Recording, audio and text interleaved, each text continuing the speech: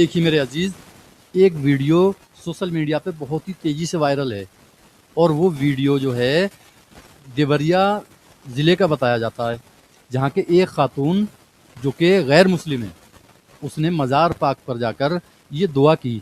ये साहिबे मज़ार जो कि वली अल्लाह होते हैं, औलिया होते हैं, बुज़ुर्ग होते हैं एक तरह से कह लीजिए।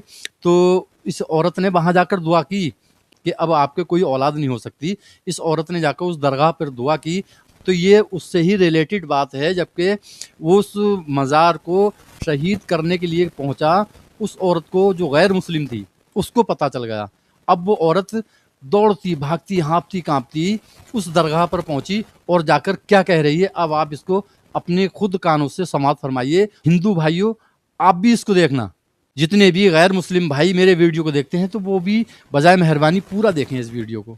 और मैं भगवान से माफी मांगती हूँ कि मैं से लेट हो गया है, इसलिए मुझे माफ कर देना। बस मेरे बच्चे को दुआएं बन रही थी। मेरे साथ एक मैडम थी हीना मैम, उन्होंने कहा था कि मैं फर्स्ट टाइम जब उस समय वहाँ थी तो ऐसा हुआ था, ऐसी ऐसी बात है। बोली कि उस समय रमजान का महीना चल रहा था, तो बोली कि मेरे साथ आप यकीन हो अगर तो चलो। मैंने कहा मुझे सब पे यकीन है, मैंने कभी किसी को देखा नहीं, देखा तो किसी को नहीं है, विश्वास पे ही मैं कहीं जाती हूँ, मंदिर जाऊँ जहीं। भगवान को भी तो मैंने देखा नहीं, मेरा यकीन था मैं मंदिर में पत्थर छूट रही थी, तो यहाँ की तो मैं देखी नहीं हूँ, लेकिन विश्वास है अगर तो मुझे लेके चलिए। वो लंच टाइम में मुझे यहाँ लेकर आई थी और उन्होंने फातिहा या जो भी, मुझे पता नहीं कि क्या बोलते हैं उसको, उन्होंने करवाया था। मौलवी साहब थे और उन्होंने मन्नत करी थी कि जब आपको बच्चा होगा तो आप यहाँ चादर चढ़वाएंगे और बच्चे को दर्शन कराएंगे।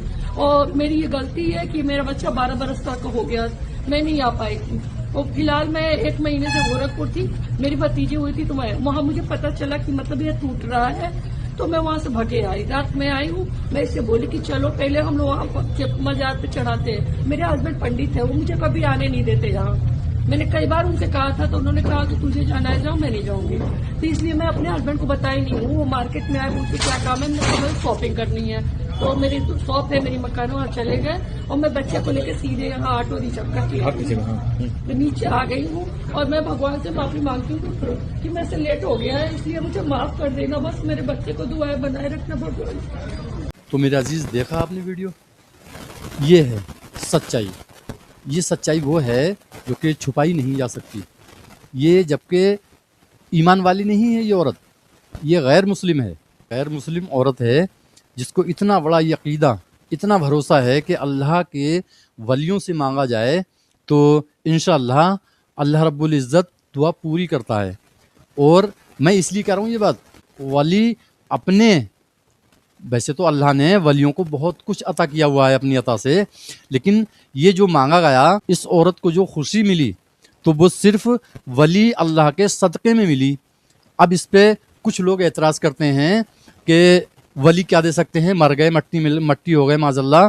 तो इस पर आला हज़रत ने क्या खूब एक कलाम लिखा है, वो जना होते तो कुछ ना होता, वो जान है जहान की, जान है तो जहान है। इंशाअल्लाह ये इसलिए ये लाइन मैंने कही कि कुछ लोग इस पर एतराज़ करते हैं कि जो मर जाता है वो मट्टी में मिल जाता, कुछ भी नहीं दे सकता। ये ज़िंदा करामात आपके सामने है। इस गैर मुस्लिम खातून को औलाद हुई, ये साहिब औलाद हो गई, और ये सब मेरे रब ने, मेरे अल्लाह ने, मेरे पाक परवरदिगार ने अपने वली कामिल के सदक़े में अता किया इस औरत को। मेरे अजीज़, गौर देने की बात है। खुदा हाफिज़।